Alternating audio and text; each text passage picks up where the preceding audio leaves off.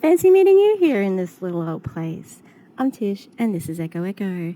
I'm very off-center in this shot. Let me move myself. Hi. Okay, so I would have filmed this last night, but I chipped my front tooth, and I've been to the dentist today to get it fixed. I couldn't face not having it. I just it's gonna be a no from me, dog. The children have enough things to give me crap about. I don't need bad teeth. I mean, I've got bad teeth. I don't need worse teeth. Hillbilly teeth. Anyway, had a very interesting conversation with the journalist. I'm very excited. And it looks like he's going to dig deep. I wrote like a story idea. So the ABC, if you're not familiar with Australian media, the ABC is kind of like the government sort of funded channel. Now, even though they are government funded, they are known for their impartiality, and they're only really allowed to exist with impartiality. However, it still, skews a little bit more right than left. Although that it hasn't always been this way. Sometimes it's been left more than right. It's generally thought of as being progressive, left wing, but of late, not so much, because they fired Antoinette Lattouf, who was reporting on Palestine, and she's suing them for wrongful termination, and I think she's going to win. So that's going to be interesting. So the journalist is looking at doing sort of an expose on the rural freedom movement, and he is a rural boy as well, man. So he's really intrigued, and he, even I talked to him for about 40 minutes, and even there it was just touching the surface, and I said to him, it's like you lift one thing up and then there's something else scurrying underneath it, and I find out new stuff all the time. Like, did you know that the mega uplines, Christy X Ord and Clint X Morgan, they have a cacao business, and I think it's an MLM as well. Anyway, that's what I saw on. I watched a really good video the other day from reck stuff or something like that. It's a play on IRS and then the tax thing.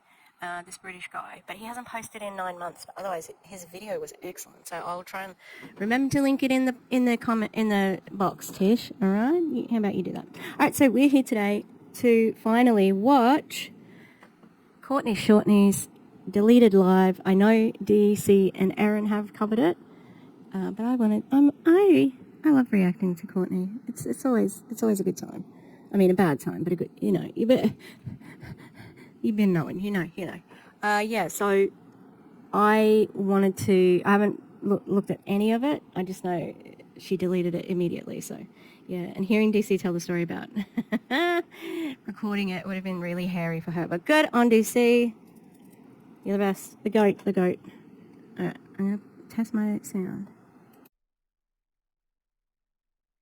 She just thinks she's so smart because she's doing the thing that she was on a podcast, apparently. This is going on a podcast. And so what does she do? She records her being on a podcast, just like Jessie Lee did. It's so unethical. Like, don't do that. The person who's making the podcast wants to break whatever you're saying, It's weird. I've got a video saved and I have no idea who it is. All right, let's this happening. This is going to be a long one. Get a snack. I've got my Hydrate Wild Peach with this very cute watermelon cup. So, free Palestine. And I'm working on the thumbnail for the Sunday roast. It's going to be a funny one. As always. All right, hello everybody. I'm super excited to have Courtney Shepherd, also known as Courtney Shortney, here with us in the B-Spot today. Courtney is a compassionate coach, an entrepreneur, and a team leader who helps hardworking moms build 6- and 7-figure businesses from their phones. Is this the copy you sent to her to read out? Because that's just not true. Although I did hear that she reached a rank, right? But didn't recruit anyone this month. Zero recruits. But she ranked up.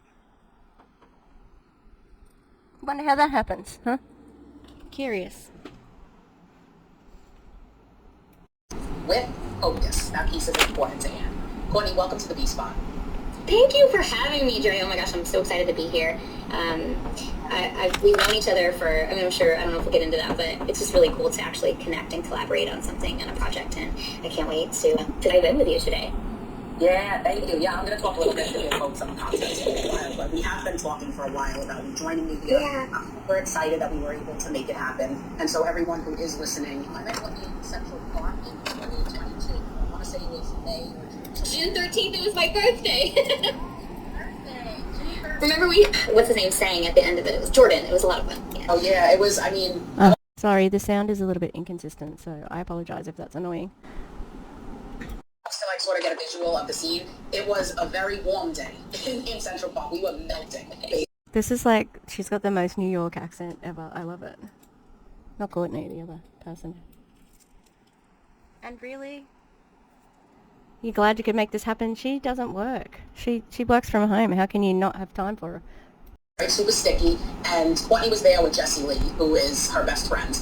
And Jessie Lee was hosting a pop-up event, and so we meet in the middle of Central Park, and spend a couple of hours hearing from Jessie Lee, and she poured into all of us pertaining to coaching, and it was like a real mastermind in the middle of Central Park. But Courtney, I want to begin by giving you your flowers on that particular day, because one of the things that I remember very clearly was how well you executed that particular event. You were on top of all of the details, and many of us talked about that. People who didn't know each other, left that day not only really poured into by Jessie Lee, but poured into by you because of how you handled the, all of it, the time, the photos, the support. I'm not gonna, she's gonna take the credit for that, but I'm gonna guess that, that was probably led by Jessie Lee, and maybe Clarissa if she was around, I don't know, or whoever else was assisting her. I don't think that was Courtney. Really bringing us together to make it happen. And so it was evident when I left that day that you weren't just a best friend, but you were an anchor for Jessie Lee. Oh, thank you. Yeah, we appreciate that and really want to spotlight that because it's not easy to manage, dozens and dozens of people in an open area, to turn it out and everything is executed. So I just wanted to give you some flowers for. That was also my first time ever in New York. That entire trip. Sorry? Never been to Central Park. We got to walk through and experience that as well. And That's your experience of Central Park? Like, it's an iconic place in New York. And you had a ketones party? Oh, these people are boring. Thank you so much for that. I think it really is something that I tap into naturally, but it's a skill that anyone can, if they choose to, right? You can always acquire skills and develop them. Your organizational skills?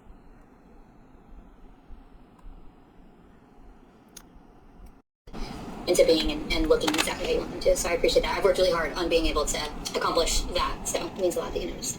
Yeah, well, what I love is that you working very hard at it didn't show in the moment. What showed is that it was a natural gift, right? And you were really on top of being steps ahead. And I think when it comes to leadership, which we're going to talk about leadership, actually we're going to be focusing on leadership while breathing, right? Because it's a very complex entity.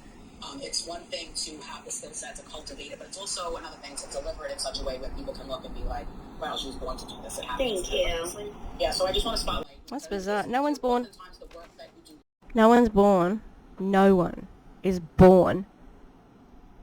to sell ketones. That is not any job, calling, or whatever that has ever existed that is needed. No one's called to that. The scenes, is what really prepares you to show up and deliver in a way where it's like, wow, so. Especially when you feel like it goes unnoticed, there will be times when, just like right now, like you acknowledging that. In case you're not looking at the screen, my commentary was a snide look. Where? People don't notice my effort. 'Cause it's pretty bad, like piss poor. Like your effort. Thank you again. Yeah, you're welcome. You're welcome. Thank you. We had a great time in New York City. A bunch of us talk about it still, and collaborating. That's weird. That was a special day because it was executed in such a high performance way. Yet it was in the park, and you wouldn't think that it would be delivered in such a way. Am I missing something? Did they have like the Olympics, or did they mix up some ketones on the grass? How hard is that to organise? I don't think it'd be very hard. I'm just thinking, okay, ketone. They already have the ketones. Might need a little plastic table to fold out. You assemble the table. You might have a chair for Jessie Lee. Assemble the table, maybe get a bit of a tablecloth, ketones, cups.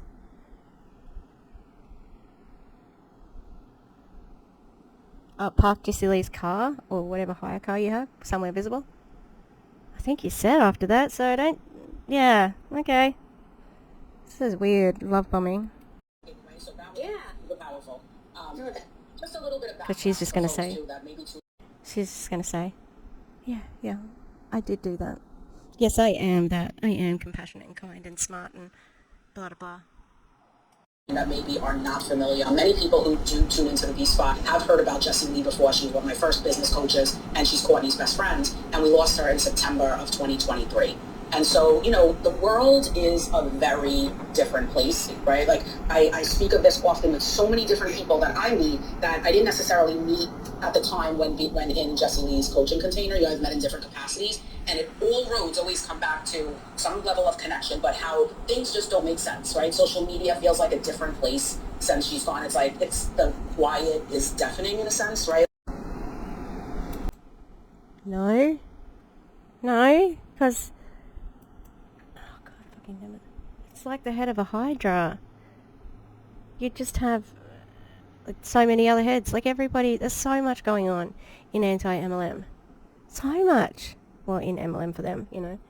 I don't like this. It's like, oh, it's edification, but they don't use that word correctly. Yeah. I don't like the whole vibe, you know. I'm getting tired. What the frig is happening? I'm gonna have to go for a nana nap. Yeah, it's a different world, and I know that it's a day-to-day process, and grieving, finding meaning in a new world is quite layered, but I'm going to get back to all of that in a couple of minutes. What I really wanted to begin with as a question for you is, why do you think that Jessie Lee picked you to be her best friend? Oh, that's easy. She forced Jessie Lee to be her best friend. Also, this is just so much talking from the podcast host. Like, doesn't seem to be much of an interview, first up. Well, I know that she would definitely want me to say, and I think that you would agree with this. It wasn't just that she picked me; it was also that I chose her. And I think that's super, super important. That relationships will always be two-way street. Sometimes and often, we have to kind of initiate ourselves. We're just talking about this. Initiate ourselves into the process that you do sometimes have to go through, giving and giving and giving and giving and giving, where you're choosing someone and they're not always choosing you back in the same way, and that requires a lot of communication, which kind of gets me into how we chose each other. You know, like, I wasn't going anywhere. I was, you know, sometimes you hear like the squeaky wheel, that's whatever is the one that's heard, and sometimes people are like, I feel like that's kind of like a whiny thing. But for me, I felt called to be around her, and so I showed up. And when I first found her and felt connected to her, I was one of those people when I tell the story, because she would always be like, you tell the story. I'm like, yeah, because you didn't know who I was when I knew you. Of course, I should start the story. She's like, I like when you tell it. I'm like, because I was the one who like knew who she was, right? And So it's a parasocial relationship, and no one thinks that's weird. That before they knew each other in real life, Courtney had this hero worshipping thing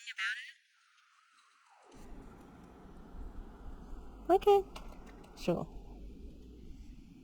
I laugh about it. I mean, I like to try to transition the story over to her, but I found her in 2014 in our first company, and it was all belly to belly, and I found her through a Facebook group. And so her first company had just been acquired, and I had just been like finally having belief in myself to start in this profession, because I saw someone else. For a long time I kept seeing people that I was like, I can't do it like they do it. And then all of a sudden I saw some person that was like, if she can do it, I can do it, because we're so different. Like, I kept looking at people where I felt like it was, and I'll just be straight, I didn't know this at the time, but it was a reflection of what I saw myself as wanting to show up as, and I didn't feel like I was quite there. So it was this reflection, right? And then until there was this opportunity where I saw someone who was growing in the space, who was showing up as the beginning phases of it and being successful at it, I was like, okay, well then maybe I should start to and give it a try. And if I wouldn't have said yes to an opportunity, like Dre and I were talking about in the beginning, before we started recording, you know, she said yes to starting her own business when it was just really scary and there's a lot of unknowns, and she had no idea like how how many things she would have to evolve and show up as. Like, you don't. She didn't start her own business. She joined an MLM. Different thing, honey. Cheerleaders, all these things, right? And I was constantly pulled and drawn to Jessie Lee's energy, and I thought everyone feels that way. And I remember whenever she went into her first new company, and like, people talked and they said things in a negative way, and my outlook, my perspective was, there's always three sides to every story. Yeah. So I want to get to know hers, and so I followed silently, and I really got to know her, and I think this is such a huge... You got to know her via social media? No, that's not how human interactions function. You need to meet the person as well, because a lot of people hide who they are online. I don't know if I would count Jessie Lee as hiding, but interesting. The importance of like just how I show up on social media and how I've always been is that I got to see her as this influencer before influencers were a thing, and get to know her and follow her by her posting online. Like, I was stalking her, and then I got to know her as a person, and so I have this Okay, stalking stalking isn't a good thing. That's a bad thing. There's a bad connotation with you. And you said you got to know her as a person. Impossible online. You can't know her as a person until you meet her, Like, this is bullshit. really unique perspective that I started off as someone who was following a person online, and then I built not only a friendship, but, into we became family and best friends, and so much more to that. Just a much deeper connection through the... If you're family with Jessie Lee, why did you not go or get an invitation to her funeral? And so I have this unique perspective of what it is like to show up online and to show people who you are. And I think that plays a huge role into the process that I've unwillingly, got to step into and inherited this space now, is that I just understand why people feel how they feel and the connection that they have to her, and the love and the grief that we all have. Like, you got to meet her and hug her and love her in person, but even without that, you would have still experienced grieving her and the deafening silence that we all experience on social media without her, because of how deeply she loved and the way that she was able to just give so much of herself online and in person in those small situations. And I think we just matched each other's energy. So back to your original question, like, I saw this dance that the Rural Freedom Movement and the Freedom Era were doing in Agic. It was culty. I can't remember why I haven't highlighted it yet, but I'm back to finish this video. My microphone is very high up. Let me put it down. Yeah, we're back with Courtney. I was falling asleep. It's been a while since I've done that. Are we on the right microphone? Yes, let's check. All right. Choose me. Why do I think that she chose me? It was a really long process before we even realized that we did. And, she often said, it took a really hard conversation. Yeah, no, she didn't choose you. You stalked her. You sought her out for this friendship. You decided you were going to be best friends, and you made it happen. And, whenever she would share that, it was a hard conversation, because people had come and gone out of both of our lives aggressively, fast and furious. Why might that be? Hey? Why might that be? Because that's not really normal. Just saying. Yeah. Is it because you're an MLM and, you drop someone after they leave your business, maybe? We have been on roller coasters where we have been judged and attacked and hated, and all of these for different reasons at different capacities even. And it was just hard to let people in. Yeah. And so even when she wouldn't let me in, I still wanted to show up. And I listened to that calling on me that was like, oh, go see Jessie Lee. Oh, I want to move closer to Jessie Lee. And Sorry, that's weird. This sounds like you weren't best friends yet. So this is weird behavior. Hey.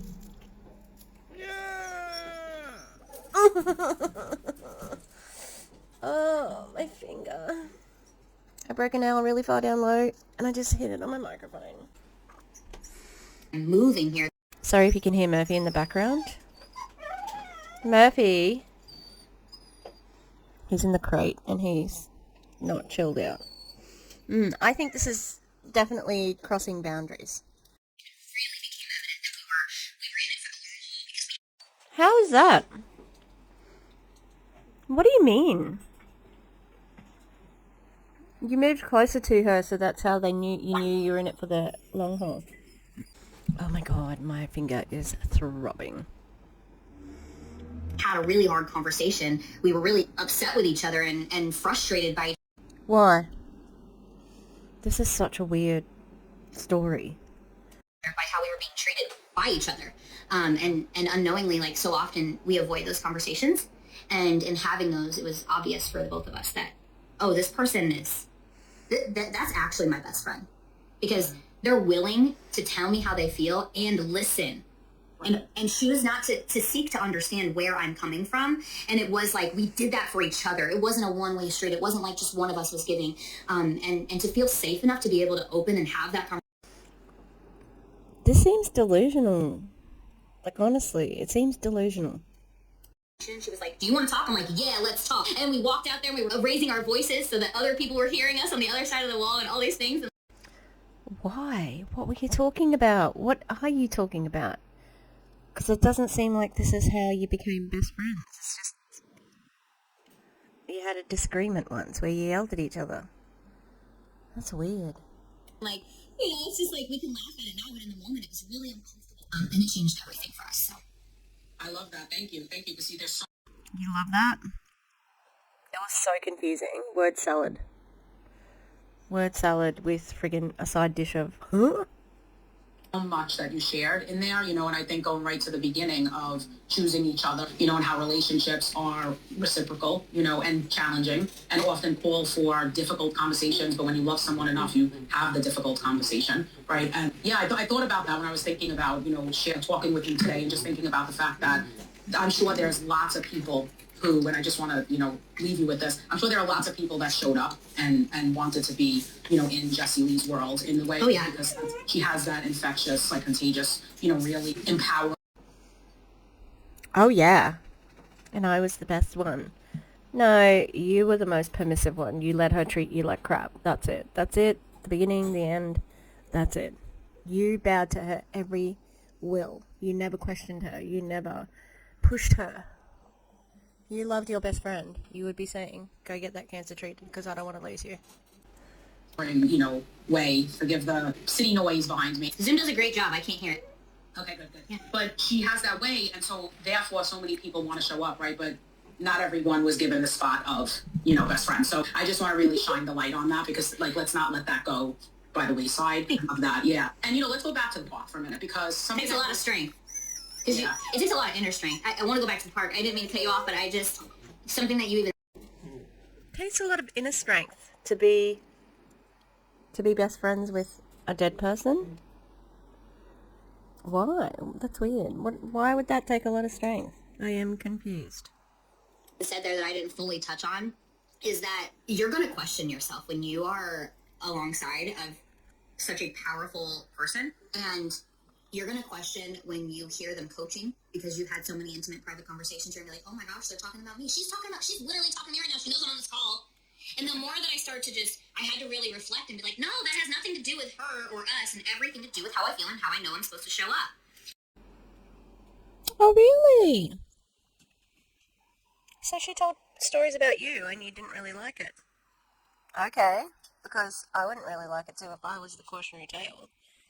I wonder how many times she did that to Courtney. And you are allowed to be mad about that. If she crossed a boundary and she had something that you had asked her not to say, definitely.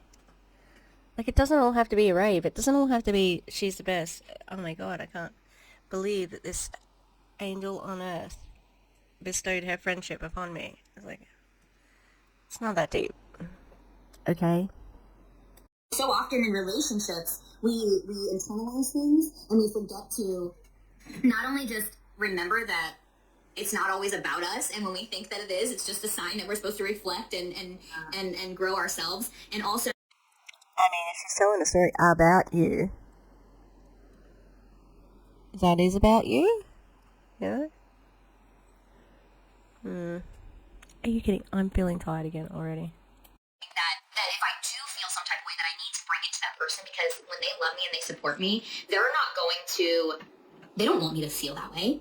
by something they said. So if I can't shake it on my own, I need to bring it up to them and let them know, hey, I felt this way. And I think that was also a really, really massive part of our relationship, is that I just continued to give and not, and if I thought she was upset or if I thought something was going on, I just had to ask and not internalize it for myself, because that would just only bring a wedge between the two of us. And that helped me grow even faster, because I wasn't so stuck on the possibility of something. I was more in the presence of the now, which made a huge difference. And it speaks so much to asking versus assuming, right? When our feelings get hurt, sometimes it's natural, wouldn't even fault anybody for the feelings to be hurt and assume something was personal or something is wrong.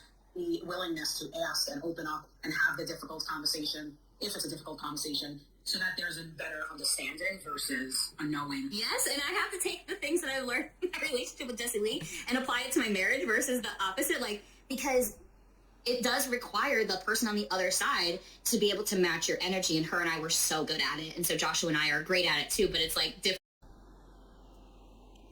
I don't know that you would have an equal partnership myself with Jessie Lee. You are not the same. You guys are very different recruiters, salespeople, etc. Yeah, because we're together all the time and raising kids, so you can apply it in everything that you do. Yeah, totally. I love that. What I was going to say before about the park is that another thing that I noticed about you the day we were at Central Park is that, just like Jessie Lee, you have an ability to make people feel seen and included. It's an effortless way out to where this is leadership skill your team, your family, everyone you meet feels special and empowered. I know the answer to that. So then they stay on the team and I get money from each member of the team. Is that it? Is that it, sweetie?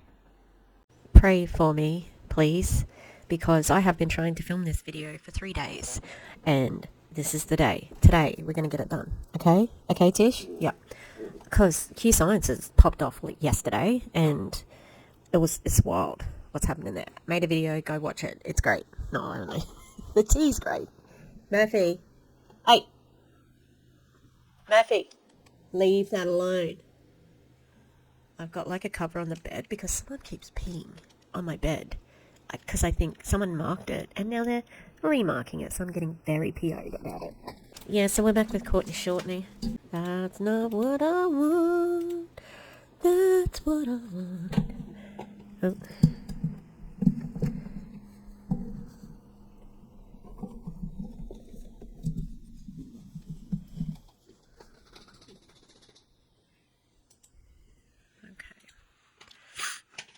Let's go. I'm going to be making stuff out of polymer clay maybe, and maybe something else. I don't know. Be doing something. When our feelings get hurt, sometimes it's natural, wouldn't even fault anybody for the feelings to be hurt and assume something was personal or something is wrong. The willingness to ask and open up and have the difficult conversation, if it's a difficult conversation, so that there's a better understanding versus a knowing. Yes, and I have to take the things that I learned in my relationship with Jessie Lee and apply it to my marriage versus the opposite, because it does require the person on the other side to be able to match your energy, and her and I were so good at it, and so Joshua... What? Delusional. Absolutely delusional. There's no way you have the same energy as Jessie Lee. No way. Hey! Stop it! Just play, you doofus. He's very demanding when he plays. Yeah, there's no way you had the same energy. You didn't match her energy. You had to dwarf your energy. If anything, you had to hide yourself way more.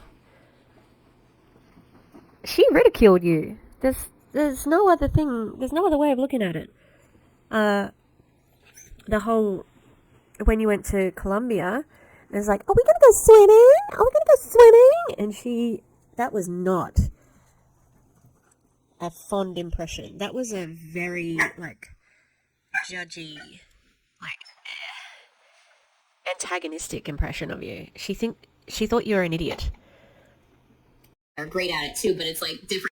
Oh, also, and the fact that you think that you've got to have that same relationship with Joshua, That's weird. Wouldn't you have absolutely different relationships between a best friend and a husband? Because he does, like, a husband and a wife deserve a different relationship. That's bizarre. And, we know, well, I don't know if I've said it, and I don't know if Erin has said it, but Jessie Lee was very close to Joshua as well, and had just as deep a relationship with Josh as with Courtney Shortney. Jessie Lee was definitely in the middle of their marriage. So it's weird, this, like, saying that this whole thing. I watched back a little bit of my footage and I'm confused. It's weird and confusing and bizarre. Oh, come on. Why has Kumba got, like, one bad eye? He's got two good eyes. Come on. Dynamics, because we're together all the time and raising kids, so you can apply it in everything that you do. Yeah, totally. I love that.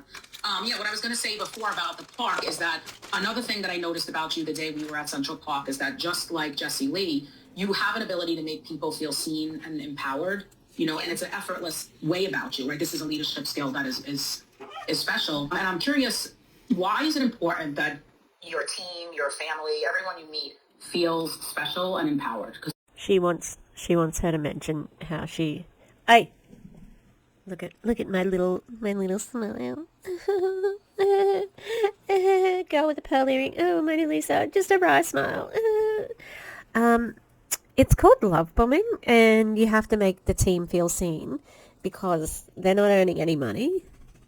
So the value that they get from the relationship needs to come from that community, because the value is not coming from the dollars. Simple as that. Mabel, you're not in heat. What are you doing? She's like, maybe she is in heat. I'm going to check, because Murphy's given it a good go. And look, that's the pairing we want to happen, because if you check out my Instagram, there's a lot of free Palestine, but in between, sausage dog puppies. So, like puppies, free Palestine, and we're good. It's something that you do with grace. Oh, thank you so much. I'm smiling like that because for many reasons. It just makes me glow hearing. She wanted her to say that, but she had to mention it herself. Look at me. Look at this is why I'm smiling. Didn't you notice? And I'm glowing. Don't you notice that too? No. That because for the longest time I didn't know what my superpower was, and when manipulation, lying, what else? Manipulation, lying. Yeah, look, that's a superpower. Why are you bringing up superpower anyway? Who asked you what your superpower was? ass and you feel like I don't know what it is, keep reflecting on it because eventually it will come. What's your superpower? To show face, especially the more that you get around other people. Like, oh yeah, like anti-MLM people. What if you got around us? We'll help you realize your superpower is strength to get out of the fucking MLM, right? You haven't mentioned what your superpower is. What is it? Because the person who's interviewing her didn't really introduce it. Didn't really say, like your superpower is making people feel seen. I suppose we can say that, but she didn't say it outrightly. Dre and I, like, we're entrepreneurs. We have our own businesses. We show up. We have to lead ourselves and lead other people. And whenever you're focused on growth and expansion and what's in the future, it's like these things just start to magically happen. So if you're not there, yeah. They do? Okay. Do you make them happen by manipulating the circumstances? Maybe. I think this is disingenuous, that's all. You're surrounding yourself with it through podcasts, and like I just want to commend you and celebrate you because this is the beginning stages of where you're at. If you're not quite feeling like you have people in your life. Thanks, Courtney. Yeah, that person really needs your validation. Maybe they think they do, but honestly, Courtney is nobody. She's like nobody from nowhere. She has no status in life except for improve it, and that's not much, okay? She's not an important person, and that's okay. I'm not an important person, absolutely not. But the way that she's talking, it's like she's, she's in the UN and she's doing TED Talks, and she's just, it's the greatest story that ever was told is her leadership. And it's like, no, honey, no.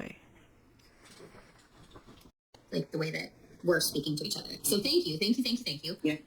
And Jessie Lee had sent me a voice message back in October of 22, telling me my magic ability to not only see people, but to also share it in a way that they can see it in themselves. And then I started learning even more about my human design, which was also another layered process to understanding how I'm able to do this. And you ask, why is it so important for me to allow to see people and empower them in that process? Is because I just started focusing on treating people the way I want to be treated. Like, it's so important because I know how good it feels to have to be seen.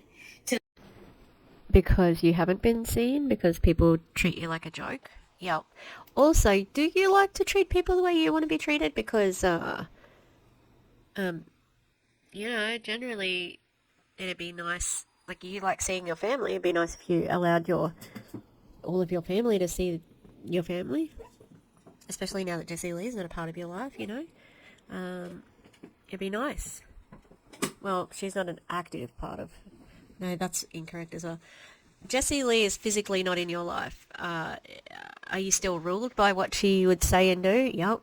But, yeah, it'd be nice. Even if you don't like your in-laws, it'd be nice for the children to have a relationship with them, at the very minimum, To know that, in June of 22, we went to this event, and I remember, from 2020 to probably 2 years ago or so, even up until this point, I'm realizing what it is now, but it was a process of finding myself again and really just identifying my core values and who I am and how I want to show up and what do I...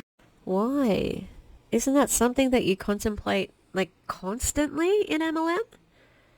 Isn't that you're always thinking about how you show up, especially, I know that that's a prove it, like, culty term, you have to show up. Yeah. Why just then? It seems like it's a permanent state. Man, these friggin' dogs. I don't think we're going to have any puppies over Easter. That's a shock. We usually have puppies on the holidays, so I am surprised.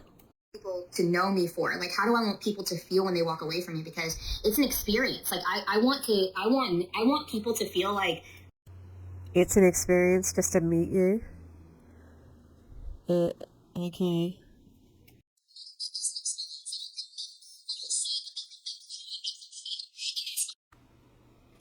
That's weird. In other words, it doesn't matter what you say. Like, they're not really listening to you. So it is about manipulation. That's what you're telling me. You're love bombing them. So, and it's word salad. And it's usually in a setting that is manufactured by Prove It, which means that you're hungry because you've been chugging ketones all day. You're tired because the days are long and you have to wake up early and you go to bed late. You're emotionally exhausted because you're being trauma bonding as well as trauma dumping and, going up and down without much food as well. So, yeah, that's not unusual that the person wouldn't remember what you said. But still, if you were that influential in a serious way, don't you think that the people would remember what you said? And the way she's used that is how a lot of people say negatively. You might not remember what the people say, but you will always remember the way that you feel. So it's interesting that she's flipped it around to use it for a positive. But, yeah, I don't know.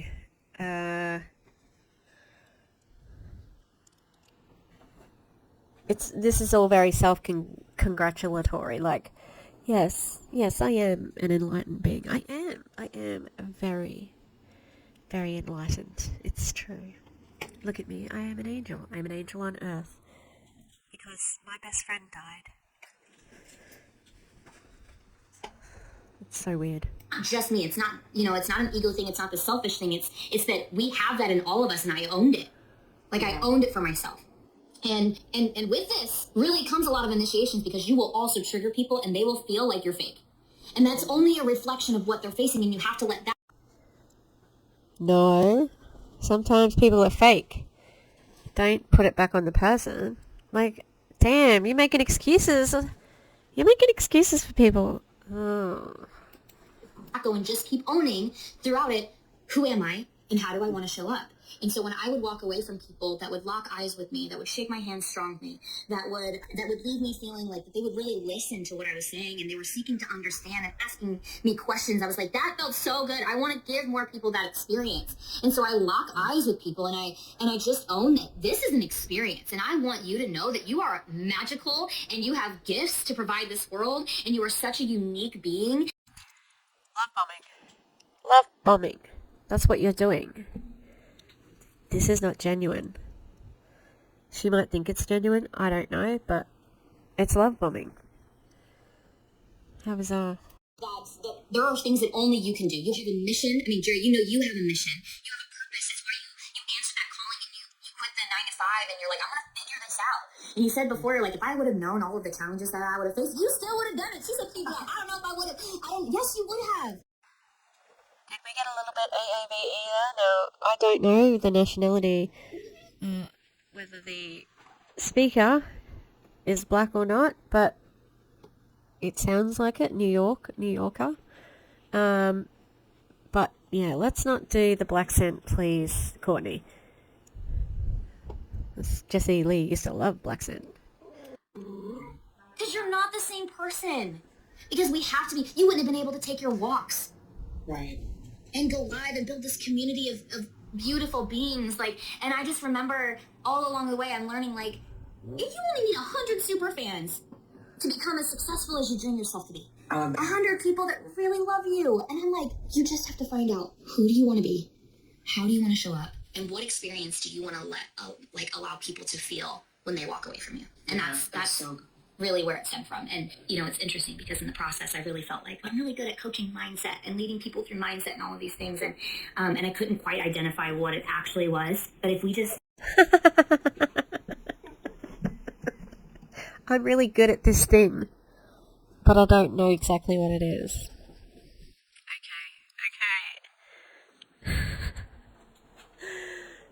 Okay. You're good at love bombing, which is a manipulation technique. That's it. Damn. Time to listen to people and get to know them. You know, I can't say that I know that this is my God-given gift, and I've just learned to hone it in as a skill and develop it over time. But I will tell you that listening and seeking to understand is a skill that we can all develop, just asking questions and really truly getting to know people. Yeah, it's so good. It's absolutely, so there's so many things, so many different directions I want to go. Yes, let me go backwards. It's definitely a skill. I feel like this is emotional intelligence at its best, and it's something that can absolutely be cultivated. And to that note, I just want to spotlight, I jotted down a couple of things that you said, going all the way back in the beginning, this idea of leading self. I just want to spotlight for everybody that's listening, you know, to anyone who is up to entrepreneurship or creative, you know, journeys and all of the things, leading self is... She's looking at her phone at the moment. That's really respectful, being on a podcast. I mean, this is disrespectful from the get-go to be recording this podcast. But now she's checking her phone while she's getting interviewed. It's gross. Often overlooked, right? But it's the biggest piece here, you know, because how can we lead others if we don't lead self? And so I just want to shine the light on that because that's a powerful piece to spotlight. And compassionate leadership, I believe, is one of the results of leading self, you know, having a particular journey. And I feel it does develop and enhance by way of the journey. So tell us a little bit about your journey. What do you notice about how far you've come? I'm jotting things down so that I can look back at it. You know, inside of you recapping that, and the way that these questions are obviously flowing, I really feel like at the end of this, you'll be able to almost reverse it and really figure out back to the first question of why is Jessie Lee my best friend? Because...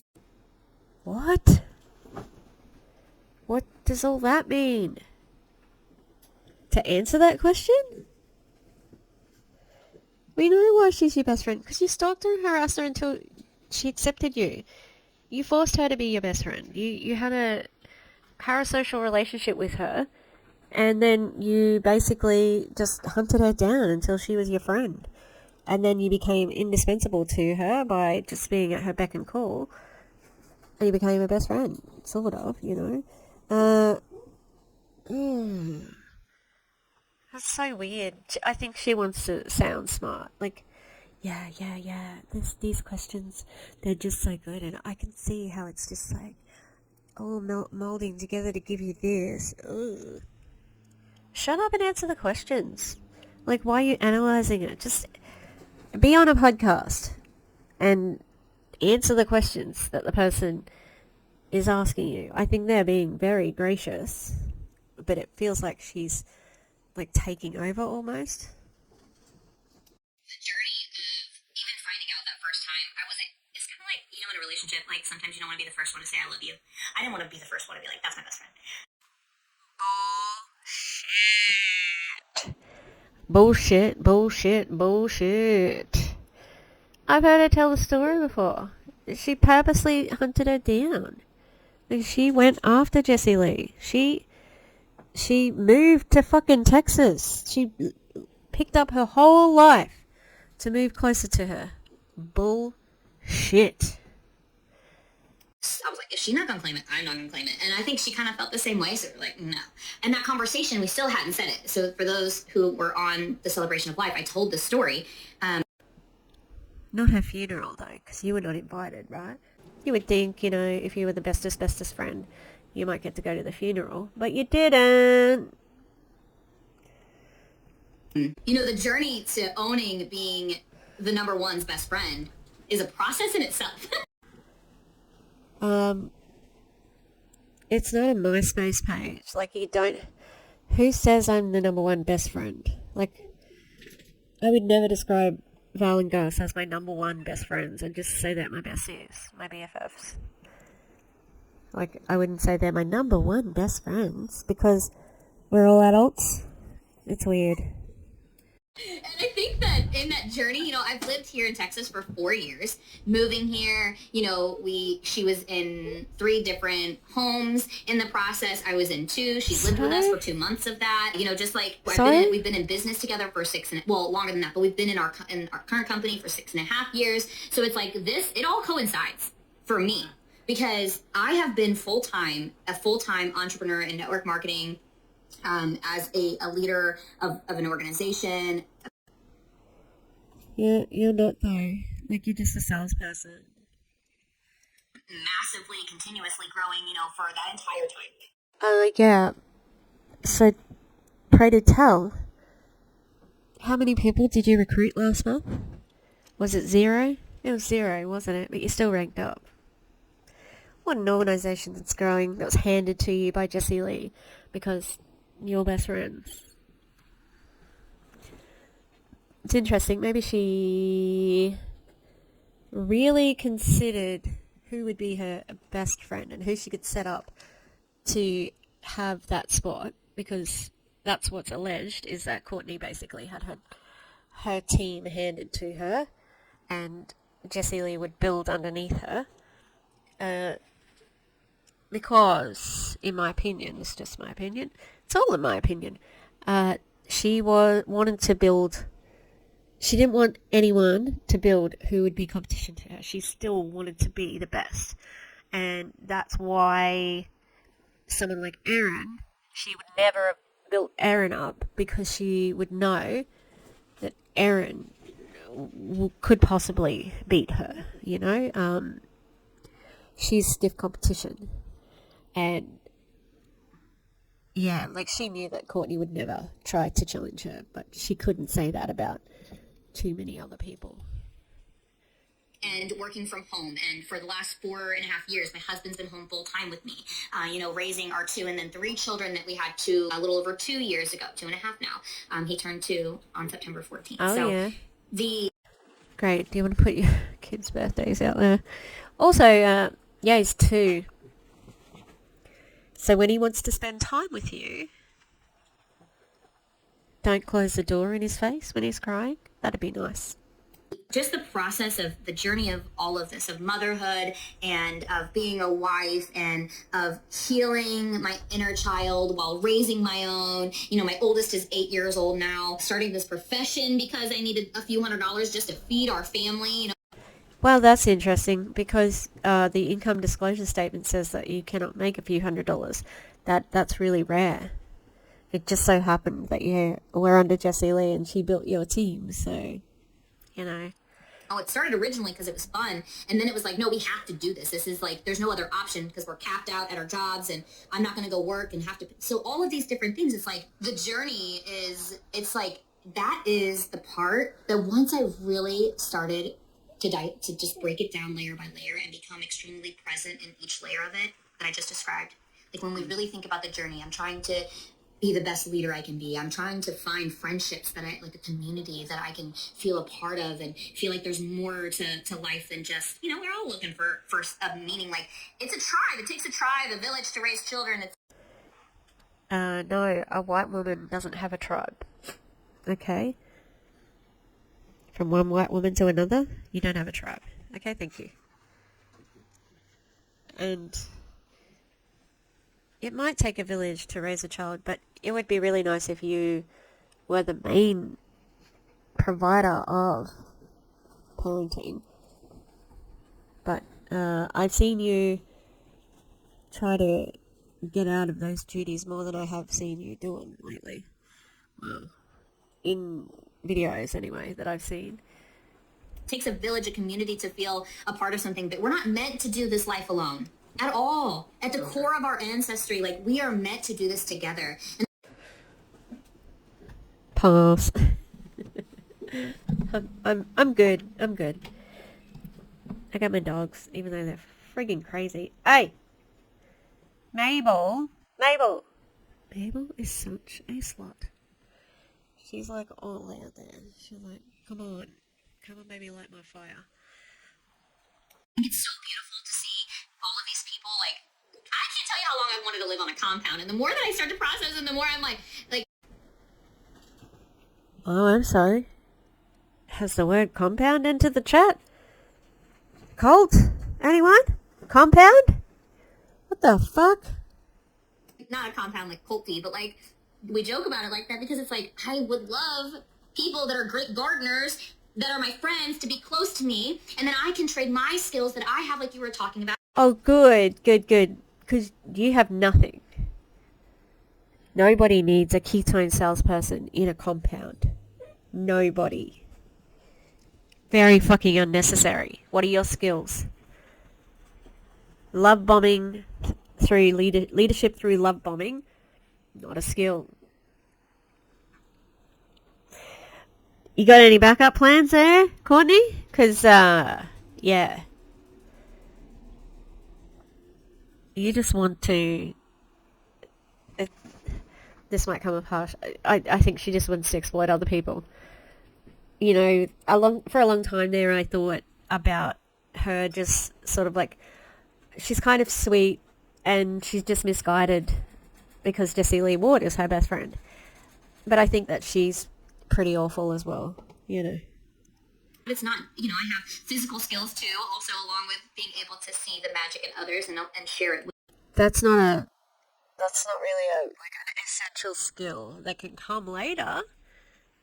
You know, like that you need more than just seeing magic in people for a civilization to thrive. You need more than that. Some practical skills. And you're teeny tiny, so I don't know what you're talking about physical. With them, but that's a huge, massive part of community as well. Totally. You know, and so I have fallen in love with the process of becoming the next version of myself over and over and over. What? I have fallen in love with becoming the next version of myself. That is the biggest wank fucking, like, that is nonsense. It is fucking nonsense. Like, these people, they're broken. Like, they do not understand. This is not a commodity. This is not a skill. You know? It's word salad and just nonsense. God damn. over and over again. I have worked on understanding and developing the emotional intelligence and just being able to adapt in situations and evolve and just like surrounding myself with other people that feel that and experience that as well. Gary Vaynerchuk always comes to mind when I think about this because, you know, if your goal, like we had a goal of paying cash to take our kids to Disney. We did that. So my birthday, I was pregnant. Great. Yeah, where'd that cash come from? From your download? Is that where the cash came from? So you get to go to Disney. And your download gets fuck all. Yeah, really great. Great for you. Good for you. We did it. We paid cash. Like I didn't have to, I think at the time I knew how to use my cards. We didn't have credit cards. So that's why I said that. And then I knew how to use them. So we used them and then paid them off. So we earned points for it in the process. Like it felt like, yes, we did this. But it wasn't. You didn't know how to use a credit card? That's weird. Going to Disney, that the goal of actually going there, it felt good. It was a great experience, but it's just like planning the trip. It's like the planning part is the most fun. When you go back to it and then you actually experience being there, yes, it's a great process, but then you know, oh, this is almost done. Yeah, exactly. And you need something next. What's next? And so for me, my journey of falling in love with becoming. I'm sorry, the planning was the fun part about going to Disney? What a waste of going to Disney. Let someone else go who wants to go. You can plan all the trips, become a travel agent. How bizarre. Yeah, obviously it's going to come to an end. Like the day comes to an end. That's so weird. I hope your kids didn't hear you say that because you went with your kids, right? Like, if they hear, oh, it wasn't even a good time. Mum had a better time, like, planning the trip than coming with us. Weird. Has been the best part of it for me because I don't feel like I've arrived. I don't want to feel like I've arrived. I want to continue to grow and evolve and become a 1% better version of myself every single day. And, you know, just aligning with more people that, you know, and I know that it's a process. Like it's this roller coaster of life that I know for sure I'm going to be on for the next at least 2 years of this up and down, left and right. Like I can choose to live in, and I say that because there's so many. Do you want to pick a train of thought there? Because we've got something's happening for the next 2 years, but then you've got a train of thought. What? What are you talking about? And 1% better every day? What happens when you hit 100? You know? Bizarre. I'm sorry that I keep saying that, but this just doesn't make any sense. It's just word salad. She's not saying anything. She is not saying anything of substance. It's just fluff, meaningless fluff. Of this grief journey, like I'm fully aware I have it for the next 2 years. That's what I mean by that. It's like, in case you're wondering, like, how do you get the number 2? Like, it just is what it is. I can feel it. Is it exactly 2? I don't know, but I know at least 2 years. It's up and down. Yeah, there's no time limits on grief, honey. 2 years? And I was on this women's retreat. And I said, you know, I'm not going to give it to you exactly because I like screamed and I just like let myself, like the sounds come out of me. But it was like, you know, what happens when we're on a roller coaster? How many of you think about it? How many of you love roller coasters? I do. Yeah. But how many people will not get on them, refuse to ride them, are in fear of what could happen potentially? Because, you know, just like flying a plane, planes are safer in the air than they are on the ground. They're not meant to sit. So when I was explaining the journey of the roller coaster, I'm like, we're climbing, just like we climb the mountain. And the mountain is ourselves. It's this inner piece of us that do we allow ourselves to truly show up authentically and release, like shed the layers as we climb the mountain, shed the layers of the journey, like the process that we're going to. I'm sorry, what? What are we talking about now? Why did we talk about a roller coaster? And now we're up a mountain? It's the climb. There's always gonna be a mountain.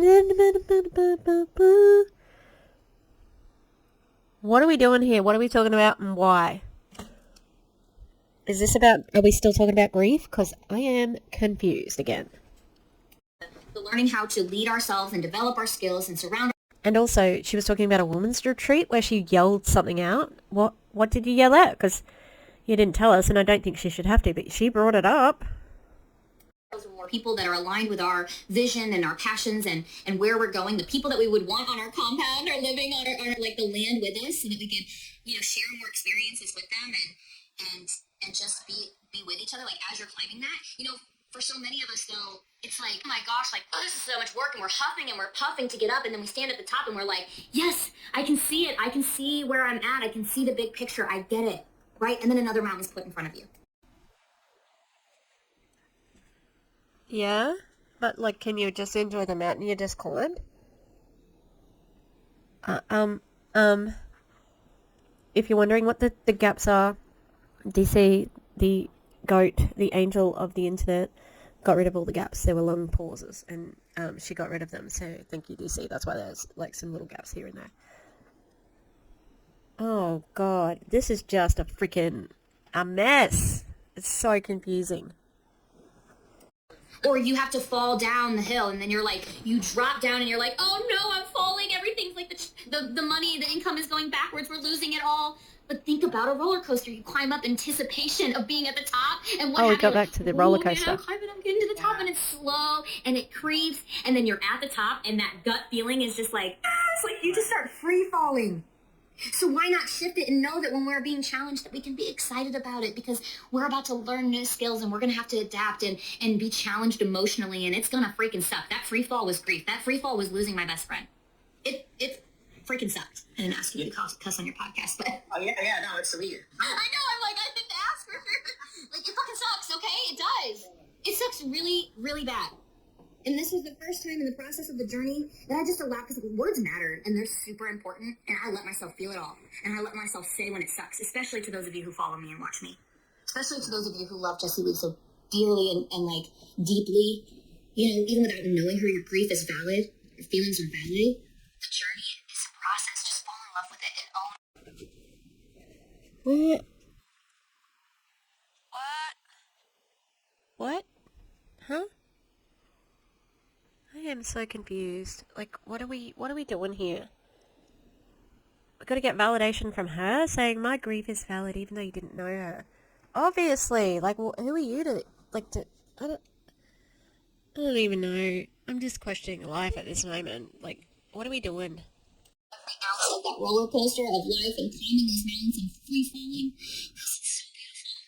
And knowing, like, my best friend, guys, I was surrounded by the person, the woman who said, I know stage 4 metastatic colon cancer wasn't great. Maybe it's not great, but maybe it's the best thing that's ever happened to me. You know, like, maybe it's teaching me things and allowing me to love deeper and allow people to love me deeper. And you know, losing my best friend, I'm way more present physically. Like, I lost her physically. I haven't lost her spirit connection to me, her energy. I still feel her. I still tap into that. And so, you know. Yeah, and it seems like she's still going to have a ruling fist over your life. Even though, like, she's literally over her in this picture now. Like, literally, there's a picture of her over you. Like, I don't think that's healthy. That's just my opinion. Oh, it really is all about the journey, the process of becoming and never fully feeling. Oh, like, celebrate being at the top of the mountain. Take it in, look around, snap some photos, experience it, dance, and feel the joy in it. And do the same thing on the way back down and the way climbing the next one, too. I love that because, you know, again, there's so many things, but I love this so much because oftentimes with clients too, I think society kind of positions us in a sense to be disappointed because there's so much emphasis on the wins, the ups, right? Yeah. So the peaks. Especially with masculine energy. It's like, go, go, go. You got to win. You got to be at the top. You got to, and I would ask myself, do I have to find something to be number one in? Do I have to find something to push to be number one in? And No. But also, masculine energy and feminine energy is bullshit. That's just energy. Women can be go, go, go as well. Or women and femme presenting people. Feminine energy is anyone who feels feminine. Like, it's not a thing. Energy is energy. Can you guys please stop it? Wait. Stop. Minnie. Friggin' idiots. it's like part of the journey for me was really like falling in love with I'm really fucking good at being number two and supporting someone who's at the top and loving them, and then You're not number two. You're not number two. Number two is also, like, pretty fucking amazing. Like, oh, I hate that. yeah. Yeah, no, I love that. And it's, it's the valleys that have the peaks that much more beautiful.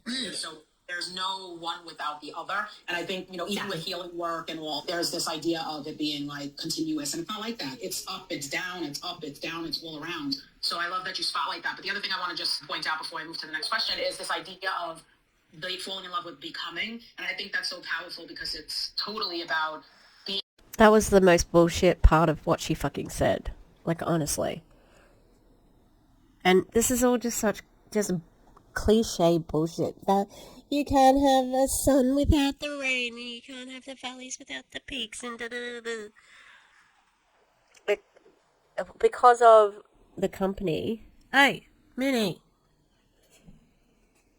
She's not even humping the right part. It's toxic positivity. How ridiculous to say having stage 4 colon cancer was the best thing that ever happened to me. Wrong. Fucking wrong. That was a shit of a thing to happen. That was an awful way to die. And for somebody who did look after their body, look after whatever, like, it was awful. Why can't you say that? It was awful. She said, oh, I lost my best friend, it sucked. Yeah, but it seems like you're not really allowed to express that,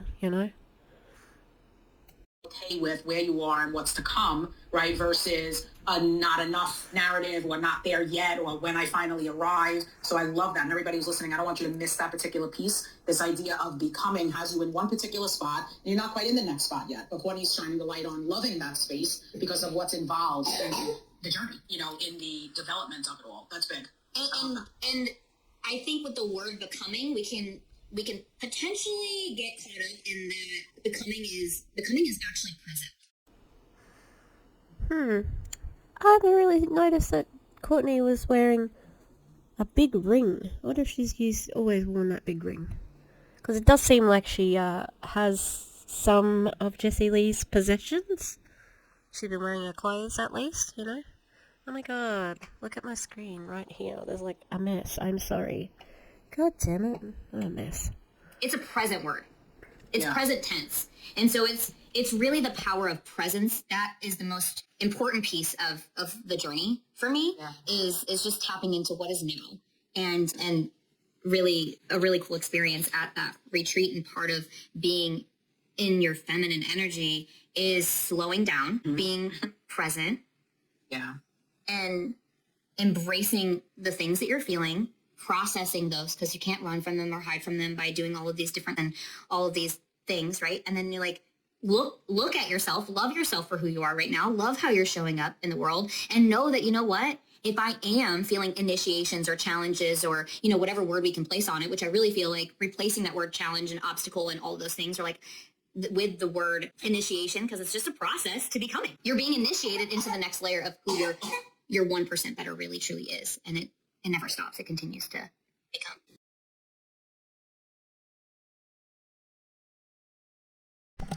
Damn it, I was muted. She thinks she's just like so profound. Look at her. I am the smartest person in the room. It's just toxic positivity, self-development bullshit. Yeah, no, so good, so good. Thank you. So becoming is a present experience. It doesn't live, in the future. Okay. So good. So yeah, I want to go back to like at the beginning, I talked a bit about how the world is a different place, right? And without Jessie Lee, every time I have that thought, which I have the thought often, she's somebody who constantly comes up. For me, every time I have the thought about how different the world is without her, my next thought. Hold that one down, or you can have this one. That's always how it goes, because I think about, wow, I'm feeling this way, and it's not about comparing, but it's just about knowing how intense, grief is and how the impact. So. Do you think that you could have said, hey, can I just pause for a moment while I go and give my child this blanket? Could you have done that? Maybe, instead of throwing it at your child who seems to be coughing a lot through this.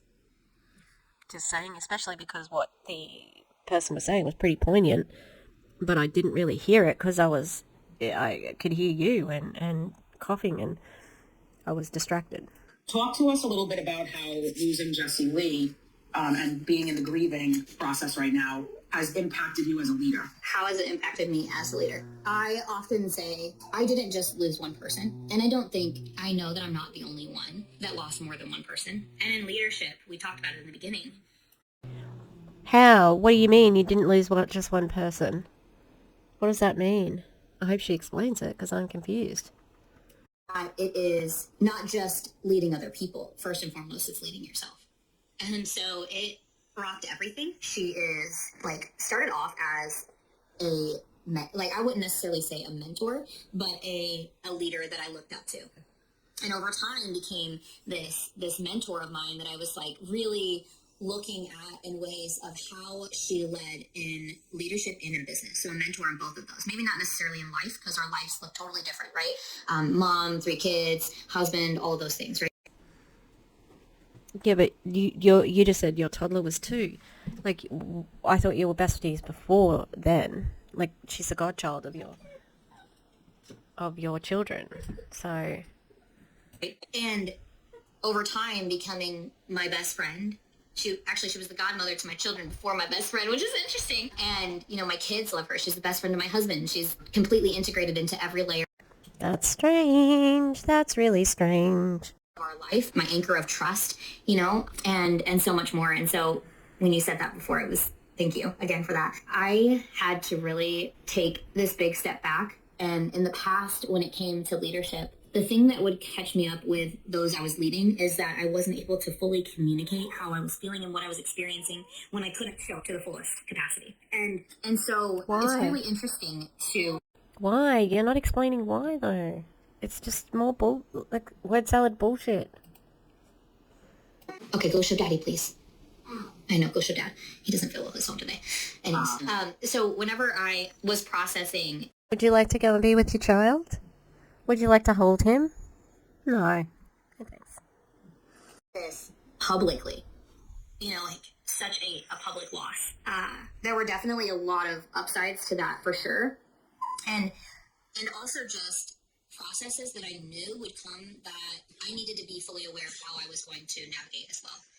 And being able to have so many people already have this awareness of what I was going through almost made it easier for me to still also communicate. I didn't back away from that. I was like, I know what I've done in the past. I want to make sure that I show up differently in this. And then there are so many layers to that have come over the last 6 months of, wanting to, feeling like this is what I want, and this is the vision I see, and also allowing all of these other strong leaders' visions to be able to be in that as well.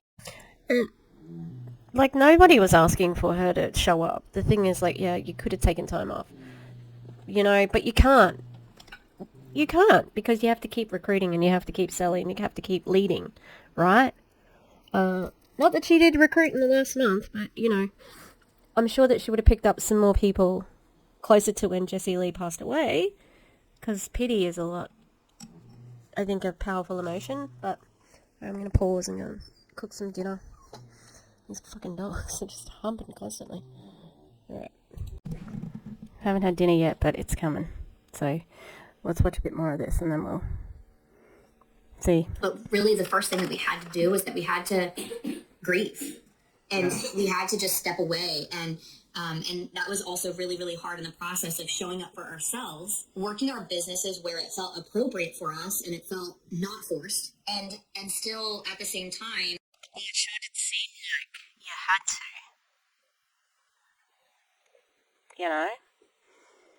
to. Giving ourselves grace. It's like this, it's just thinking of it like the water and flowing and just really trying to, I'm not going to force this. I think it's, and then at the same time, it's so public that I had to have an awareness that no matter what I do, people are going to judge me. They're going to have opinions about it. And there may or may not be some people that I will then have to see the kind of opinions and things that they have to say. Because sometimes people want to share that with you. And so, yeah, it's just an interesting, maybe you can, for me, there's so many layers to it and so many things that I've really had to navigate, because I think for many people, this isn't like that. Sorry, Will is being real loud at the moment. So I found out, Mabel's also in heat, and she shouldn't be. She is way early on her cycle.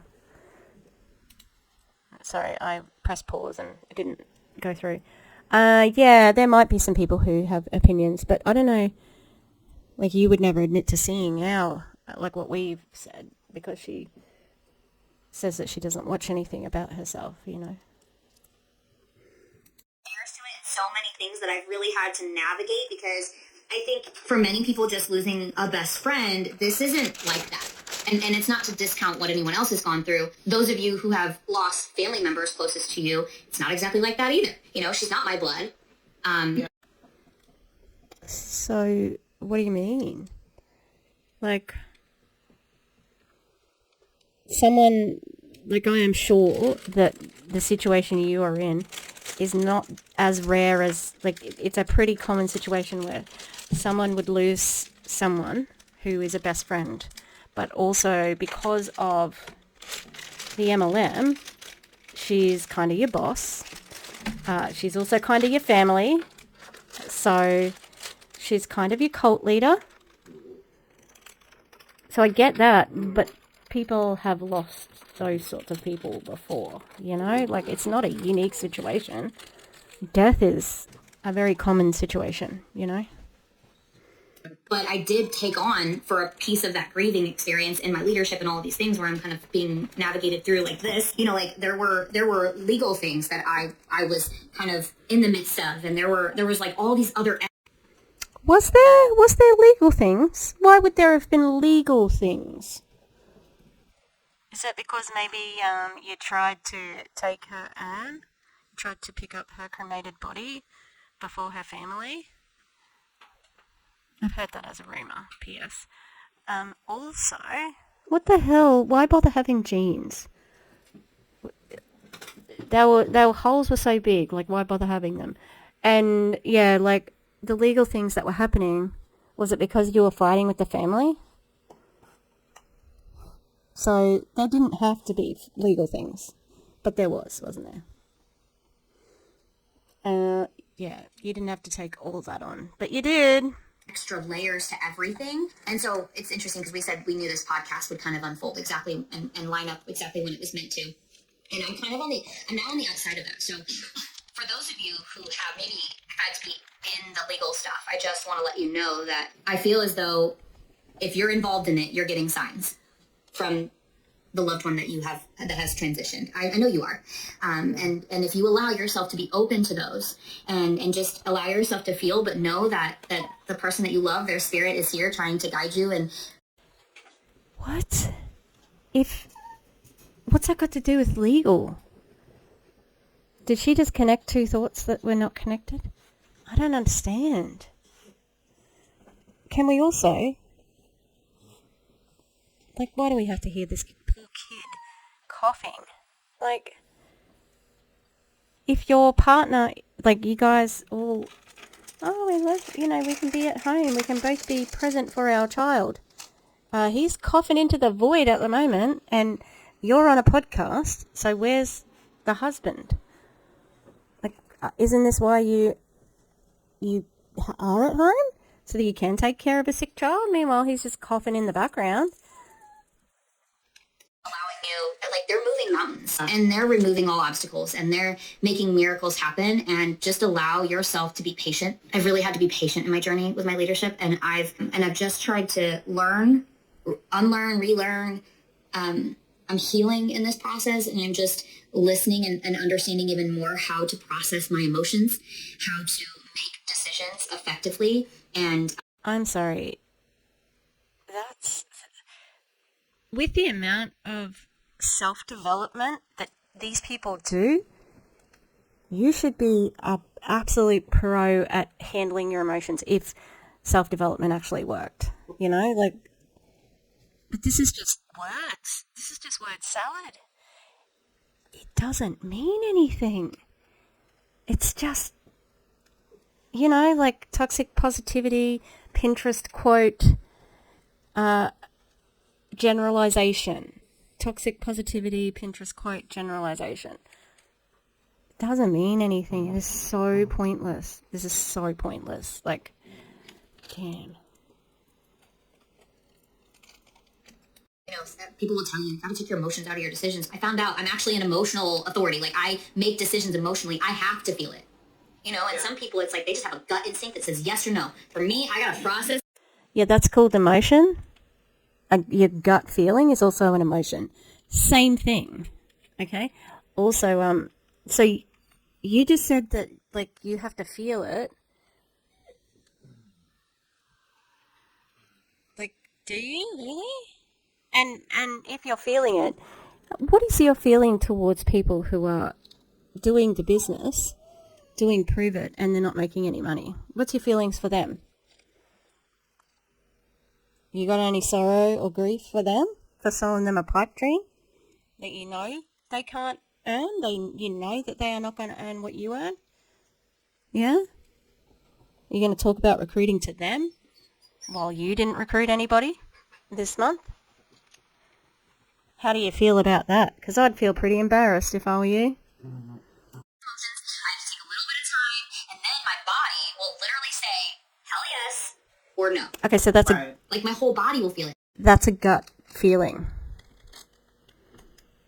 That's what that is. It's a gut feeling, and it's exactly the same as what you just said. You like, I can't be like that. It's exactly the same.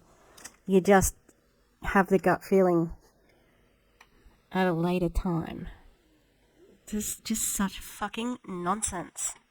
I think that's for me. In the process of losing Jessie Lee, I have tapped in so much more into who I am, how I feel, how I make decisions, how I navigate things, how I am showing up not only for myself, but for my family, for our organization.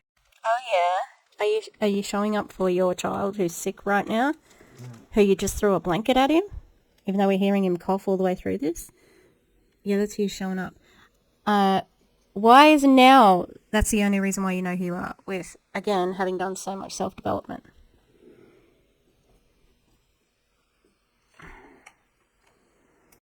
For those new people that I'm bringing into my life as well, and really back to that presence and just being intentional with everything I do. Yeah, on purpose, right? That purposeful, intentional living is coming through loud and clear. And something that you spotlighted really in your own share about honing in on your own decision making really captures nicely where I was going to anyway, because I was going to spotlight grief being so personal, and it sounded like when you were sharing that, like you owning your own decision making process. And that's similar with grief, right? How you grieve may be very different than how I grieve. And it's not a race. Yeah, exactly. Although I think to that note, lots of times. Yeah, it's not. You've lost the most by losing Jessie Lee. And it does always feel like she's got to bring it back to Jessie Lee. And that's what my friendship with Jessie Lee did. That's what losing Jessie Lee did. You got to bring it back. Oh, I'm sorry about the paper. God damn it. I'm like a rolling ball of clay. Sorry. Oh, I hope I can isolate my voice when I do this. Sorry.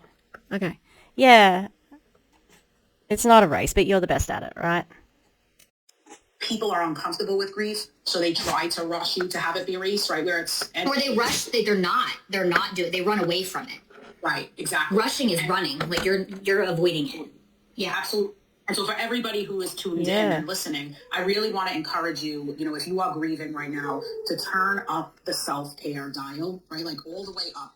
Rest when you need to, cry when you want to, share your feelings, Yeah, do rest when you need to, just like Courtney did. Oh, hang on, no, she didn't. She was going live within days of her best friend passing away. And why is that? Because you can't have any days off when you're in an MLM. You have to keep going. And how are you going to use the story of this person passing away to stack your downline? You got to hit while the iron's strike while the iron's hot, right? Think of your loved ones. I think that's another thing, because it's so painful. Sometimes people try to avoid it, and that causes all the more grief, right? Because you're not flowing with the grieving process in a way that honors, what's true for you. And people may be uncomfortable, but let people be uncomfortable, right? For anybody listening, you get to experience. She's writing it down because she's going to use this in a training. So she might not be on her phone, but she is definitely keeping notes. All right, I think my pie will be ready. BRB. On the grieving process in a way that suits you, and not everybody will understand. I think about it almost, Courtney, a lot of times when people focus on the stages of grief, or the 5 traditional stages, denial and bargaining. This was me. These are my stages. It's like this. Like it's like that. Totally. 1, 2, 3, 4, 5. It's like all over. Yeah. And you started talking. Go ahead, say it again. I'm sorry. Oh, sorry. In any given hour, you can weave in and out of the stages, right? Yeah, but like you didn't look like that on social media. It looked like it was OG. Was it OG? I don't think so, but you had to show up like that. And in all fairness, that's what Jessie Lee would have done too, But it's okay not to... Oh, poor Frida. I was just like looking at her. She's like... yeah. It's, I just don't think that it's the complete truth. And then... But she doesn't owe that to anyone either. Like, she didn't have to. She doesn't have to turn up. She doesn't have to publicly grieve. But then when she does turn up, it doesn't seem genuine or authentic as well. So it's like, take time to mourn your friend. If only you had that time, I don't know. Not like, you could like linear, right? It's not the same as leadership, it's not the same as healing. Even some of my friends were like, I'm here. I'm at this stage. I'm like, I've already felt them all and gone back 3 times again. Like, competition, because it's not a competition. Think for like an awareness to know what those feelings actually connect to, like a stage for sure. They're there for a reason, for us to understand them, to know what they feel like, and you're supposed to feel, and you're not supposed to apologize for crying. Notice, like, Dre didn't say anything to me. She just let me feel and let me process. Like, it will come when it just happens, and it just comes. And there's this video that Tyler Perry is, like Oprah and Tyler Perry on stage, and this woman asks about something about processing grief, and she starts to cry. She's asking like something about losing her mom, and she just starts to cry, and she's like, "I'm sorry." He says, "No, grief just happens. You're supposed to feel it. You're supposed to process it." I didn't think that Tyler Perry would be the point of reference here. Goodness me. And yeah, he's not the only person in the entire world who've said, don't apologize for crying. Lots of people say it. It's not unique. Goodness me. But again, she was like, somebody told me that they were going through this stage of grief. And I had already been through it 3 times. Yeah, okay, you're the winner. It will come up, and that is, you can't stop it. You're meant to experience it, and you don't need other people to say, "Oh, you've got this, it's okay." Just sit there with them. And if you need to do something, put your hand on your heart and then give it out to them. Like, just give them love. That's probably the most ingenuine thing that I could think of. Also, true, yeah, don't say, "Oh, you've got this," or whatever. I don't know. You experiencing one of your best friend dying doesn't make you an expert in grief. Like, why are you giving us grief advice? I don't know. Love. Like, it's okay that they're crying. It's okay that they're feeling. It's meant to happen. And you specifically asked about the process and leadership, but the process overall was knowing that when those feelings would happen and people would say, "What's wrong?" You can just say, it's just grief, for those who know that you're going through. What's wrong? Yeah, my best friend just died. Like, who's asking that? Who wouldn't know? Who's in your immediate family? That's weird. Why wouldn't you? Of course people know that you're grieving. What's wrong? Grief? Duh. Oh, this just feels like... It's annoying because it seems like it's just pointless, It's all stuff that's known, and the rest of it is word salad.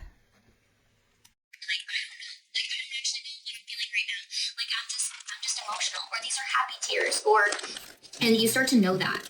You start to know that the tears aren't always sadness. They're not always anger. They're not always, "Why aren't you here with me? Why did God do this to me?" And, you have to really own those thoughts, because if you don't own them and face them... Yeah. Surprisingly, Jessie Lee's death is probably not about you, Courtney. And it's not like God, designed anything to be like that. because the example we always use is like, what did a baby who has leukemia, what did they do wrong? Why do they deserve to die, you know? No. It's not fair. People who get sick, sometimes it's just not fair. And express them in some way, shape, or form. One of the things that I did a lot, and I'm still doing, is writing things down.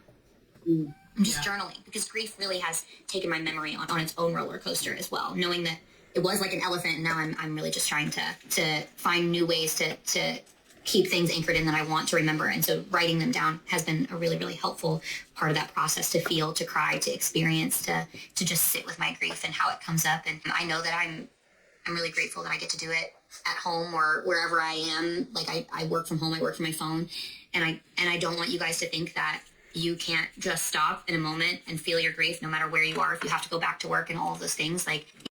Yeah, so those people probably can't just stop and do that.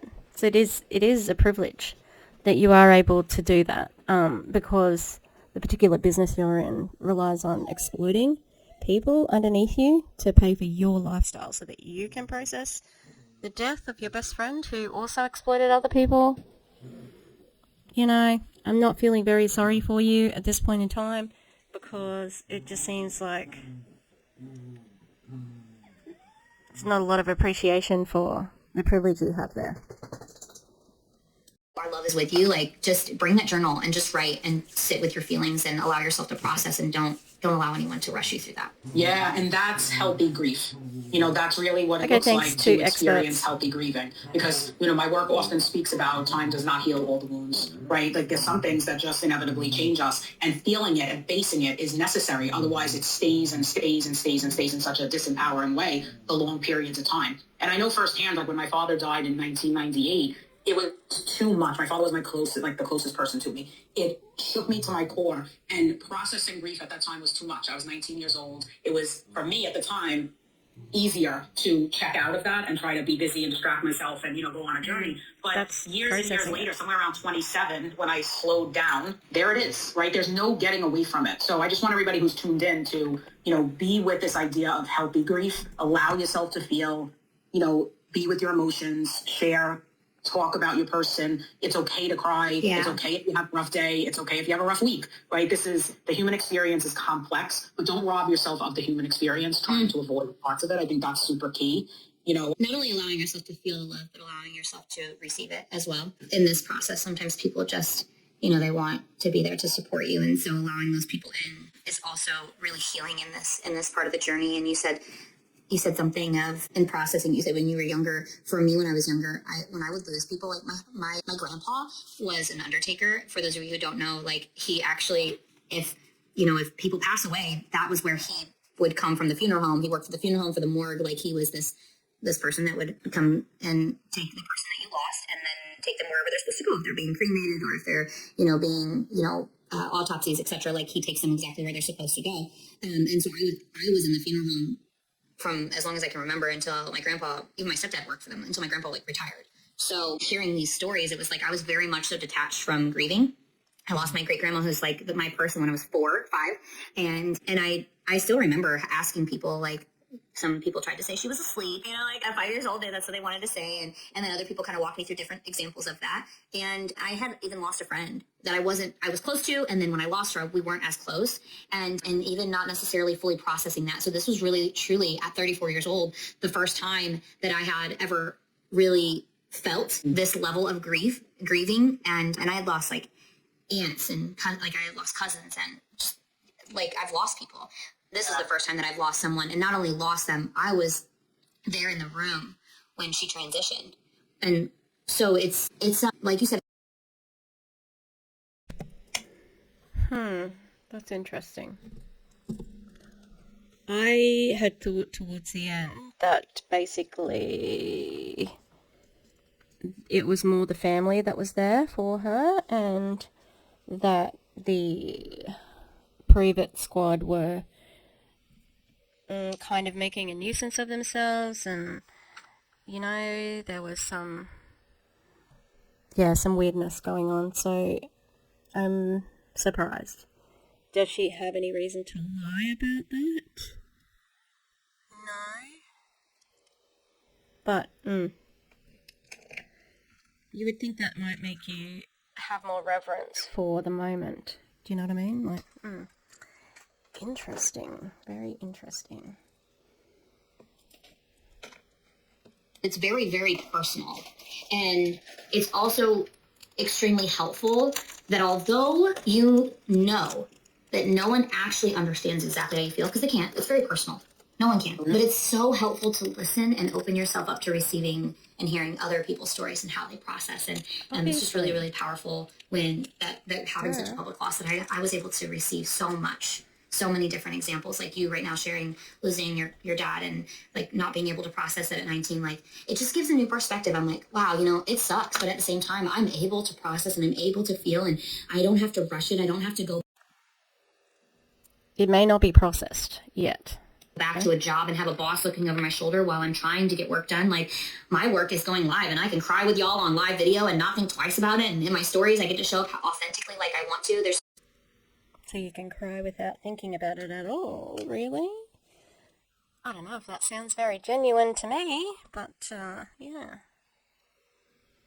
So much of this that it's challenging for me as a unique personal experience, but being able to talk to other people and know that I'm not alone in processing grief, and in the things that I am feeling and that I am facing, that's been probably the best part of having to go through one of the most challenging seasons of my life, and that I get to build incredible relationships in the process. Yeah, powerful. The blessings amongst the obstacles, right, and the challenges. But I love how seeing it all so clearly, is standing out.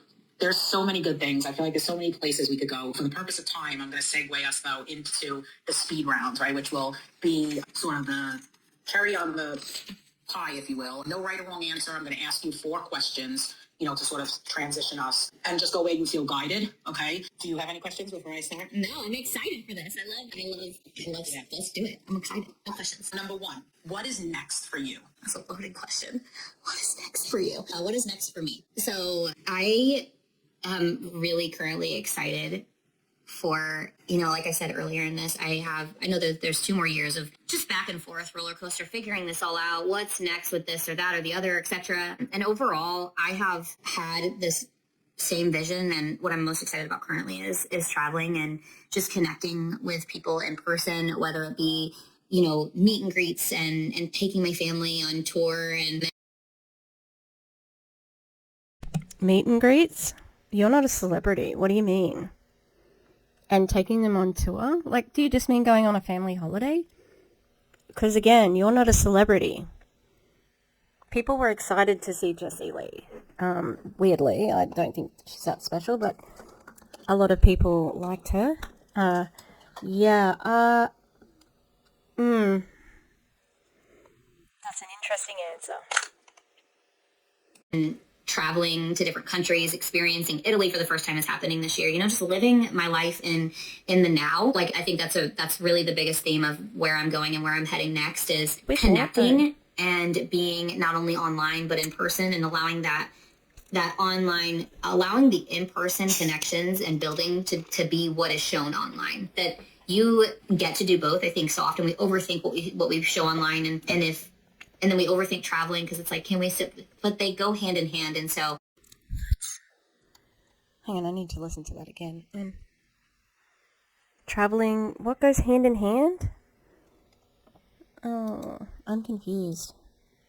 Find that online, allowing the in-person connections and building to be what is shown online. That you get to do both. I think so often we overthink what we show online, and you get to do both of what? What do you mean?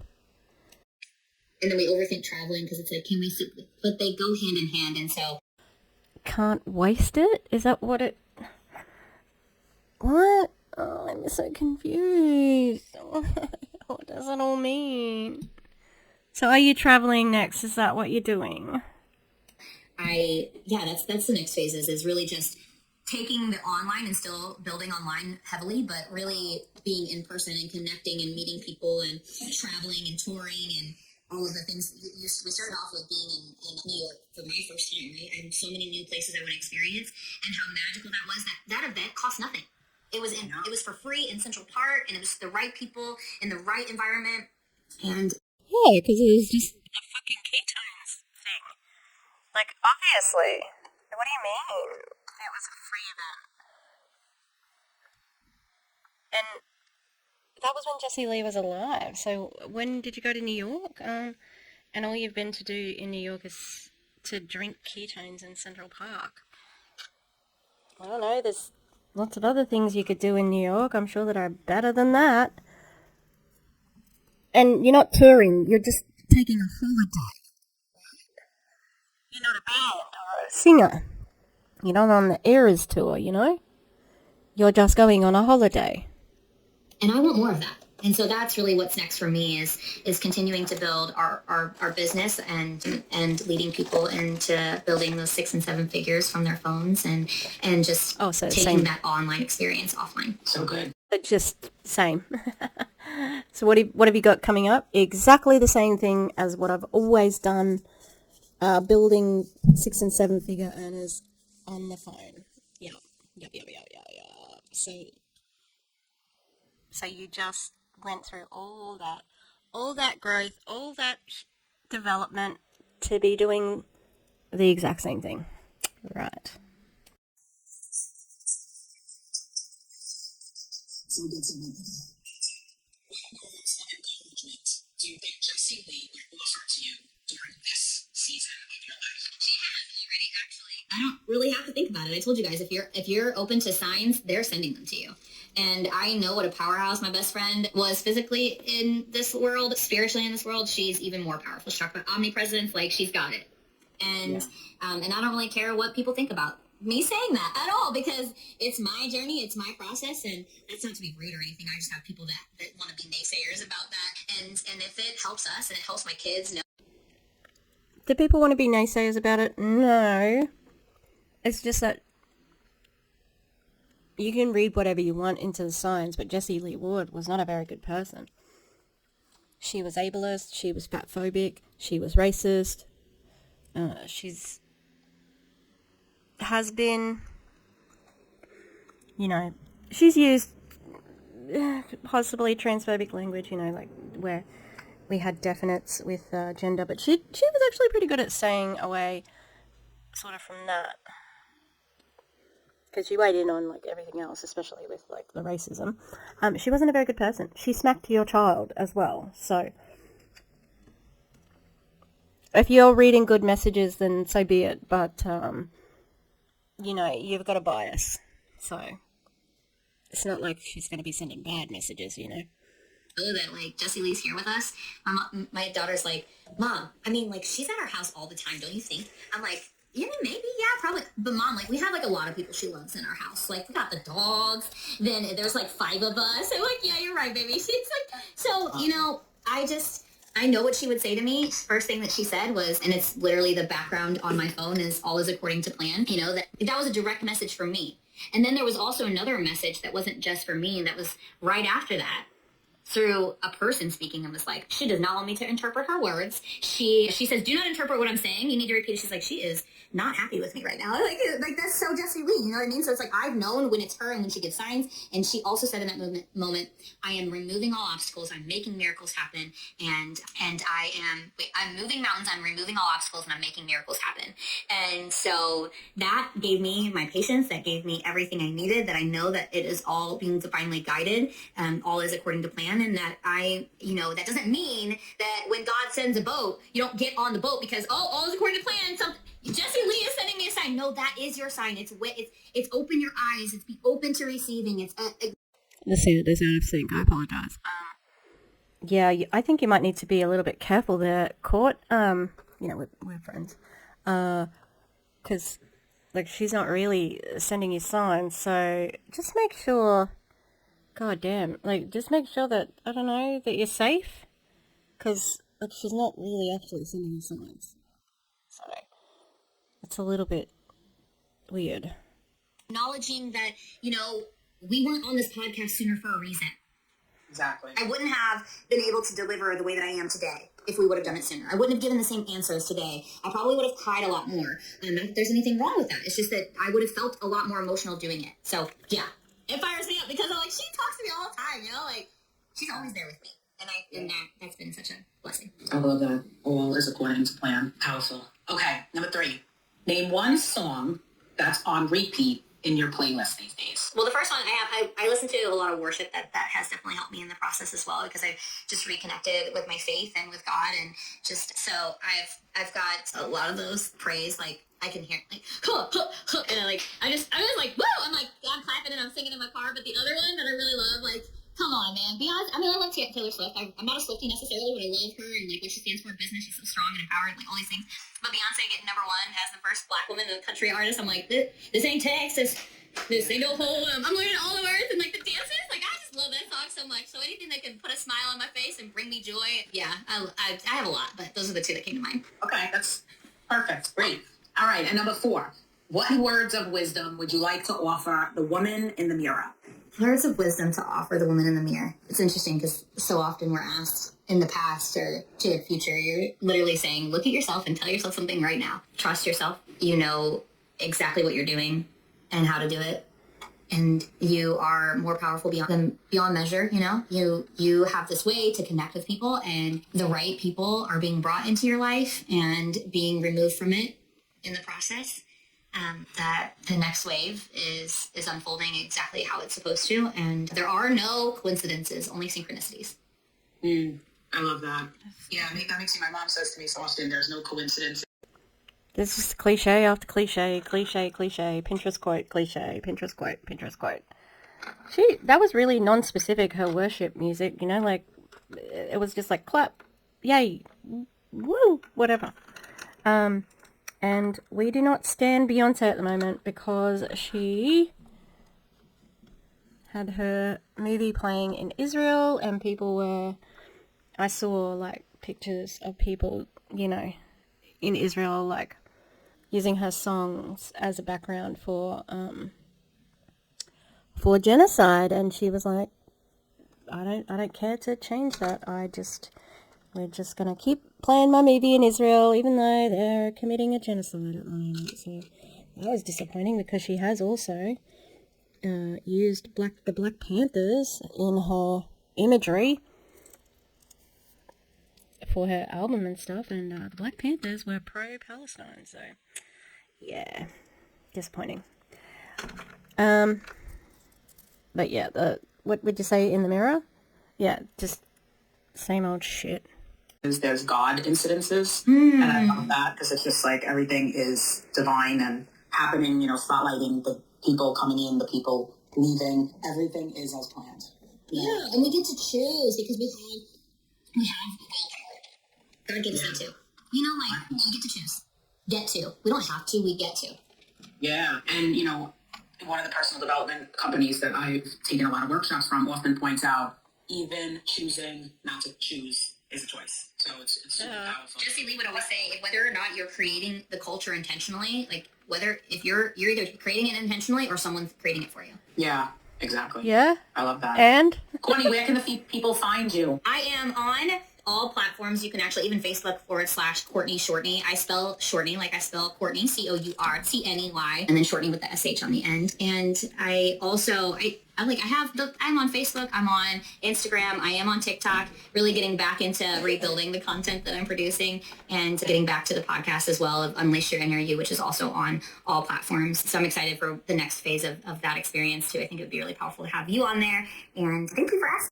We don't need any more freaking podcasts. Okay, we don't need more podcasts. Enough MLM podcasts. I've had enough. But please, would you listen to the XYZ podcast? It's a podcast that I do with my best friends. They're my first best friends. Val and Gus from the Clown Town.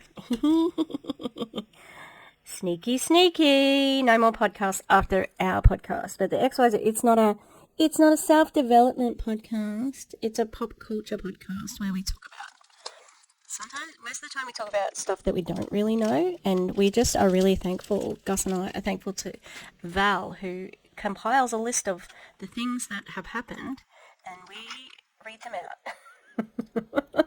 And we have a main discussion as well, which we usually discuss together, so yeah. Listen to that podcast, okay? It's fun, and we're fun. We're funny, all right? So don't mess with us. Why am I threatening right now? Appreciate it, and I look forward to this episode being released so that I can share it with everyone as well. Yeah, thank you. And thank you so much. I really want to spotlight, I host a podcast called The V-Spot, where vulnerability is the cornerstone. And because of that reason, I don't share in advance. For those of you maybe new listeners, I don't share with guests, what am I going to ask? Where are we going to go? So I really want to thank you for trusting me. Yeah. Well, she's just spoiled it because she put this on her live, Comes to having such a vulnerable conversation about grief with so much emotion attached to it. I don't take lightly that you said yes to be here today. And I want to say thank you for, leaning With into a the sick courage, child. the generosity to share from your heart in this way. We appreciate you here. Super grateful. Looking forward to sharing out the episode too. And everybody, thank you so much for tuning in. Follow Courtney. And until we meet again for the next episode of the V-Spot, to be continued, dude. So good. Recording stopped. Girl, without hesitation, vulnerability is just it's so interesting too, because I felt like, of course, I didn't have, don't even need the questions, to be totally honest. It's, Yeah. I much prefer People get so rattled. They're like, but wait, what do we get? And I'm like, I always ask to, spotlight who I'm having on. It's so funny because I remember so clearly when Jessie Lee joins me here and how exciting it was. It was February of last 22. And even with her, she was just like, okay, cool. In terms of the questions, where we go. And it's just so good. So I appreciate it. It's fun. It adds a different level instead of being like, we're going to talk about this, we're going to talk about that. It's just go in and feel guided. And I always feel like that sharing of self in a vulnerable way, all in itself.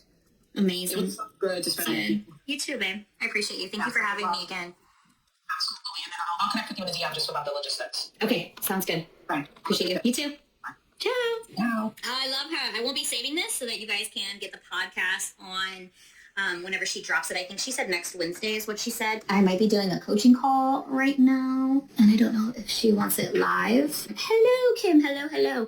So yeah, that was about grief, and that podcast is called The V-Spot, where they... Thanks, Sarah. Oh, I appreciate you. Amanda, so good. Thank you for sharing. You're welcome. We'll also have I think I'll have video stuff too, so I can share little clips from it.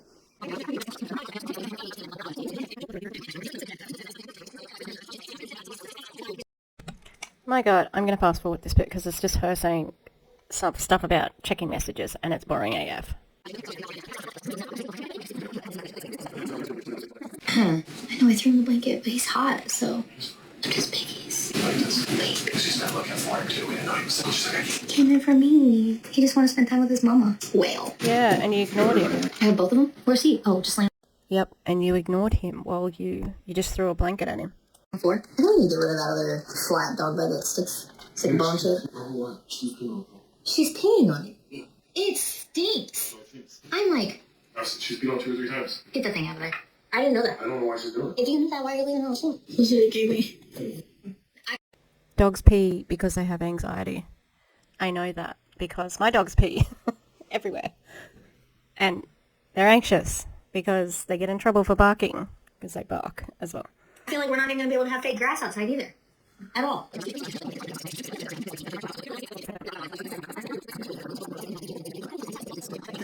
And if you guys are local and you guys want to do a meetup, just a mastermind meetup, chat, whatever.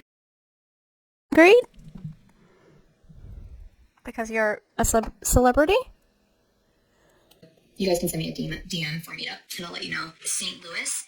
Yes, I am from St. Louis. My mom lives in Oakville.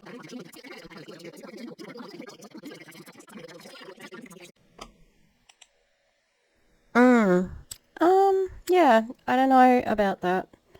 It just feels like she had to bring it back to Jessie Lee all the time, and I suppose that the person did keep asking her about Jessie Lee. But I just feel like, what is your expertise? You don't have any expertise. You're the Big Lebowski. You're out of your element. You're out of your element, Courtney. You're not a grief counselor.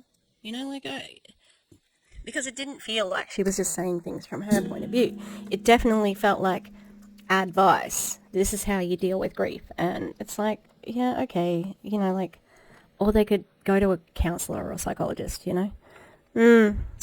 Interesting. I wonder why she wasn't going to keep it up. Interesting. Again, like, there's nothing new. There's nothing groundbreaking here. It was the same. Toxic positivity, Pinterest quote, word salad. Repeat. And, you know, just the assertion that, like, they matched each other's energy. Wrong. Yeah. All right. Well, thank you for being here. I think I'm going to be looking out for the Finmore people now. They want to play with fire. They want to get people's accounts taken down. Oh, they just drew a target on their back. So Finmore, Transact, Nilo Life. What the fuck are you doing? Yeah, I'll be interested to see how that turns out, because they fought the law and the law won. No, they fought Aaron and Julie Anderson and they won. Yeah, so interesting. All right, that's it. Please like and subscribe. I'd really appreciate that. I've got new members.